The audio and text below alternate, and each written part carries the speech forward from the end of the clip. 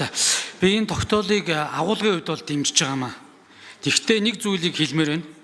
Энэ гурил үнэтэй холбоотойгоор бас зохисгүй байдлаар ч гэдэг юм уу нэмж байгаа энэ асуудал дээр татварын бодлогоос гадна өрсөлдөөний үйл тогтоомжийг сайжруулъя гэдэг саналыг одоо өмнөх уг хуулийн төслийг хэлсэж байгаад бол бас хэлж исэн гишүүд энийг байгаа.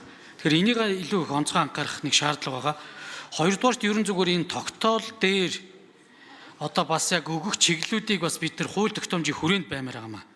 Өөрөөр хэлэх юм бол одоо дөрөвдүгээр заалт байна л да. Гурилын үйлдвэрийн суйрлагдсан хүчин чадлын ашиглалтыг нэмэгдүүлж Улаанбуудайн гурил үр тариаг татварын хөнгөлөлтөөр нөхцлөөр экспорт боломжийг бүрдүүлэн ажиллах гэж засгийн газарт байгаа. Тэгэхээр энэ засгийн газарт яг энэ асуудлыг зохицуулах эрх хэмжээ нь одоо хуулиараа байгаа эсхийг дээр бас сайн мэдэхгүй байна. Тэгвэл энэ одоо татварын асуудлыг тэндээ бүрдүүлж ажиллах гэж одоо өгж байгаа чиглэл хэр оновчтой байгаа сайн мэдэхгүй байна.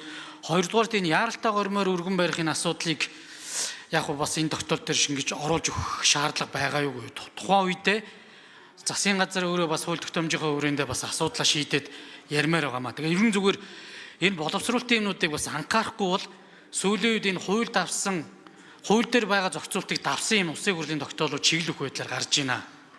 Тэгээд тэрийгээ засгийн газар нь хуулиа хэрэгжүүлэх хэцүү, тогтоолоо хэрэгжүүлэх хэцүү ингээд яг олон нийт тэрий чинь бас ялгаж салахгүй байгаа. Эцсийн дүндээ хууль өөрөө эргээд улсын хурлын тогтоолоос давуу хүчин чадалтай байгаа.